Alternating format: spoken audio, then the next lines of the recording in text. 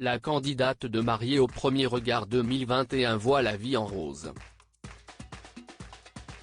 Émilie a retrouvé l'amour dans les bras d'un certain Mathieu. Un homme qui n'est pas un inconnu dans le milieu sportif.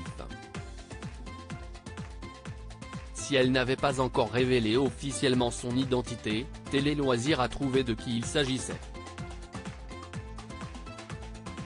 Lors de son aventure dans l'émission de M6, Émilie s'était mariée avec Frédéric, avec lequel elle était compatible à 84%. Mais leur fort caractère et leur vision opposée du couple notamment ont eu raison de leur histoire. Ils ont donc pris la décision de divorcer.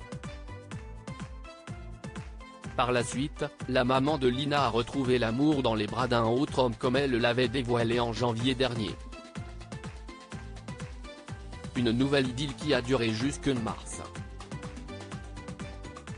J'ai décidé d'arrêter la relation parce que je n'arrivais pas à donner. Et pourtant, j'ai vraiment essayé de donner. Je n'arrivais pas à l'aimer, alors que cette personne, elle a tout, annonçait-elle.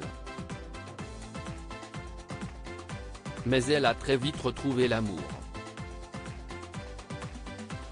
Si au départ, elle n'a pas souhaité en dire plus sur l'élu de son cœur, elle a finalement donné de gros indices sur son identité.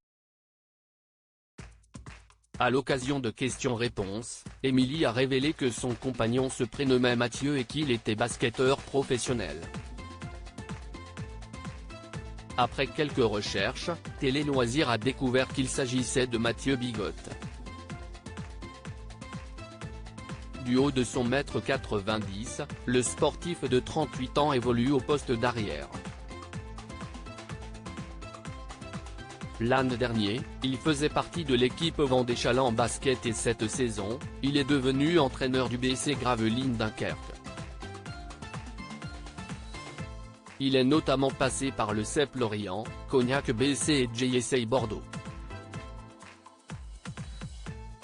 Plus un secret au cours de sa carrière, Mathieu Bigotte a pu connaître la joie d'être sacré champion de France NM2 en 2011, avec le club Cognac BC.